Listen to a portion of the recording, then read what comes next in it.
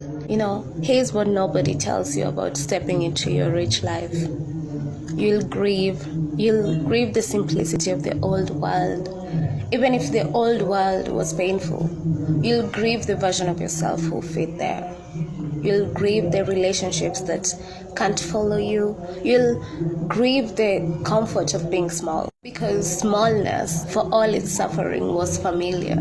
And familiar has a gravity that abundance doesn't.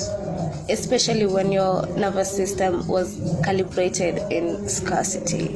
And this is not a problem, it's the price of admission. The doorway to a rich life passes through grief, the way a river passes through a gorge. There is no way around it, only through. And the people who got stuck at the threshold were often people who sensed this grief waiting and unconsciously decided they'd rather stay in the gap than feel it. The grief is finite.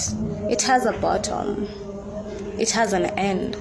And people who let themselves feel it, who stop running from the sorrow of outgrowing their origins, move through it faster than they expected. Weeks sometimes. A few months of genuine mourning for the world they're leaving behind, and then something opens. What opens is capacity.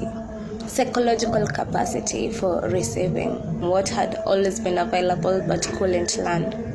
Like a harbor that had been blocked by debris. Once the grief clears the channel, life actually docks. Opportunities that had been circling start to land. Relationships that match the new frequency appear. Creative energy that had been locked in the surface of staying small redirects into building something real. The richness they'd been approaching for years finally reaches them because they've stopped unconsciously blocking it.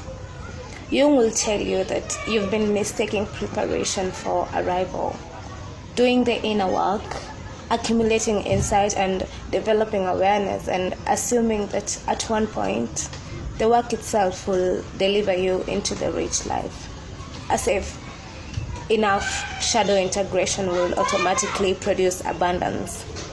The work was necessary, every bit of it.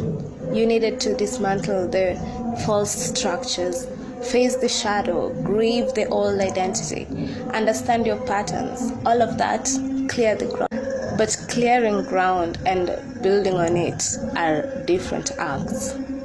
And the second act requires something the first doesn't.